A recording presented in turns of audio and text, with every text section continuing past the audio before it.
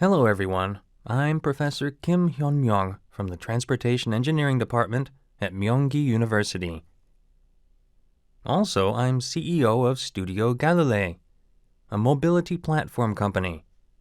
Nice to meet you all. Today, I will discuss big data for smart cities and give examples of AI technology applications. Now, I'd like to start with big data. The definition has changed over time, and recently we have used 5V to explain the concept. At its early stage, big data was defined as 3V, namely volume, velocity, and variety. As the big data applied industry has developed, we came to pay attention to its economic values, so 2 more V's have been added, such as veracity and value. Davos Forum 2016 was an important turning point where the world started to pay attention to the economic value of big data applications. In this forum, Ma Yun, then CEO of Alibaba China, predicted that in the future economy, making money using data would be the core value of the economy. Ma Yun could say this because the environment for big data has matured since 2000. It's been 6 years since the Davos Forum 2016. How much has big data changed the world? In the public sector, big data helped to develop smart cities, digital twins, and digital transformation. In the private sector, the on-demand economy, platform industry, and marketing industry have grown dramatically through big data. In particular, big data has been making huge profits in the private sector. A case in point is YouTube, Netflix, and Starbucks. Private companies create immense profits using AI and big data.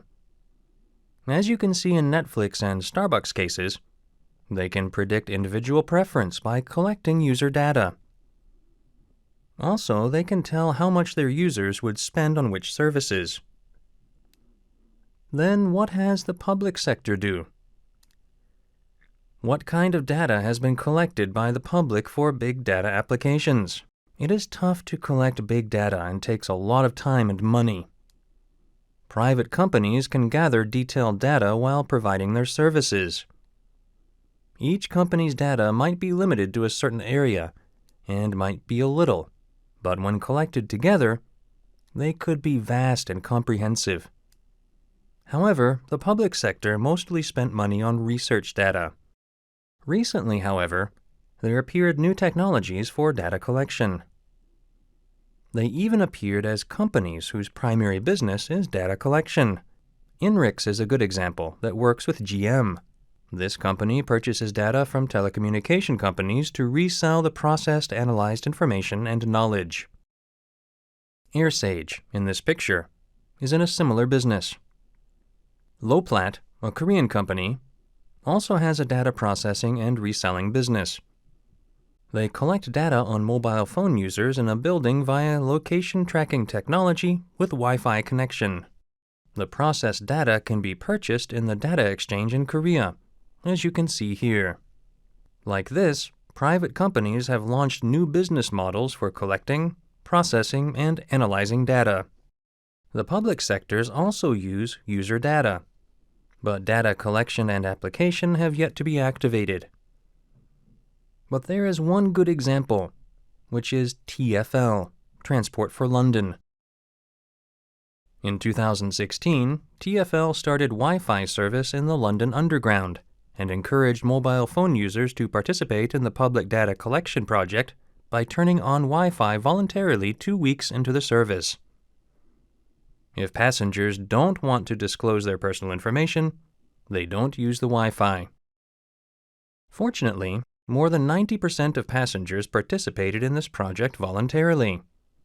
That's because they agreed to the city's explanation that their personal information would greatly help the safer operation of the London Underground.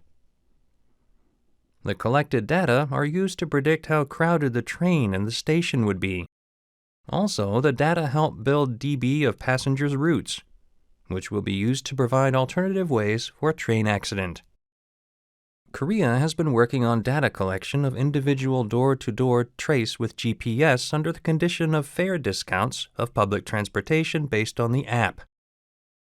Currently, about 356,000 people have participated, and the information collected enables us to figure out first-last mile accessibility and vulnerable areas of public transportation. There is a case of building a big data-based city analysis platform. Orin of Australia. Orin is a big data platform built as a government project, and it has already acquired 5,331 data sets, based on which various city-related analyses have been done. Orin was so powerful during the COVID-19 pandemic situation. This picture shows the Australian government's analysis of housing vulnerability in Melbourne using Orin. In Australia, tenants who pay more than 30% of their rent income are considered vulnerable to housing problems. During the pandemic, they identified households that could not raise $2,000 in emergency money within a week. They cross-analyzed the two DBs to identify the most vulnerable regions during COVID-19 restrictions in Melbourne and provided rent relief grants. Through the Orin portal, the change in wages of each region in Australia can be checked out. We can get different data according to their genders or ages, and the lag time of this data is 2 weeks. Namely, as of today, we got the information 2 weeks ago. Through this platform, the Australian government could take action to overcome the COVID-19 pandemic based on accurate and recent news. There is a big data platform more closely related to Smart City, the City Brain of Alibaba, China. City Brain started as a platform to optimize traffic, and the city of Hangzhou, through City Brain, succeeded in optimizing traffic lights and reducing traffic congestion by 15%. City Brain's essential big data is video data collected via the CCTVs of NVIDIA and Huawei. So it costs a lot to collect data. Numerous CCTVs should be installed, and the unstructured video data needs to be processed, which also costs a lot. However, we can identify and analyze urban problems through simple data, not unstructured ones. This figure shows the UNSCAP task done by my company. Using public transportation information in Google Maps, we analyze the vulnerable areas to public transportation in Thailand. To do this, we bought data from Google and calculated the time and distance of the public transportation in each area of Bangkok. We did this kind of analysis in other Asian cities, including Seoul, then compared the data. In addition, we provided mobility solutions customized to each area. Nowadays, more and more private companies buy data or DB accessibility to collect and analyze the needed data through API. In Seoul, Korea, the project to expand the Seoul Plaza has been carried out for the last 3 years. Due to this project, some roads were closed, and my company monitored the impact of closed roads on traffic. In the past, to carry out this kind of project, we needed to install CCTVs or hire workers to collect data, which required huge budgets. But the data collected needed to be better. However, this project was done together with a navigation manufacturing company to get detailed traffic information across the affected areas. In addition, we could figure out the change of vehicle route, which was not available in the previous research. This technology was used to develop a core algorithm to build a digital traffic center in Kyiv, Ukraine. But for Kyiv, we did some additional work to estimate vehicle routes using CCTV data of license plates, not data from navigations. This technology allows us to build a traffic system to check traffic without expensive detectors. This case tells us that there are many ways to make up for incomplete data. Developing countries can have various smart city platforms with low costs if digital convergence is accelerated. Lastly, smart traffic system is a must to make smart city further advance, and especially an on-demand transportation system is very important. My company has been improving related apps through which we can use different transportation. Similar to the case of Kiev, Ukraine, my company has replaced large traffic control centers using simple software. Buses in the entire city can be run on demand through a simple platform.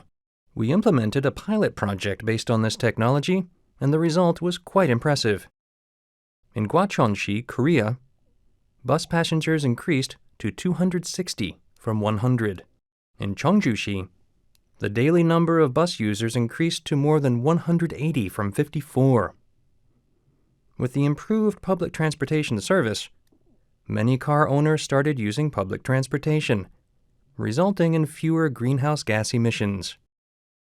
In particular, we analyzed passengers' call demand through AI. As a result, waiting time was gradually shortened, and the bus intervals improved bit by bit. This shows us how important AI and big data are in smart city businesses. This data-based smart city technology is especially attractive to developing countries because it costs little to install and maintain it. The critical infrastructure is a smartphone that almost all individuals have, which would be more beneficial to developing countries because more young people enjoy smartphones. Thank you for listening to my presentation.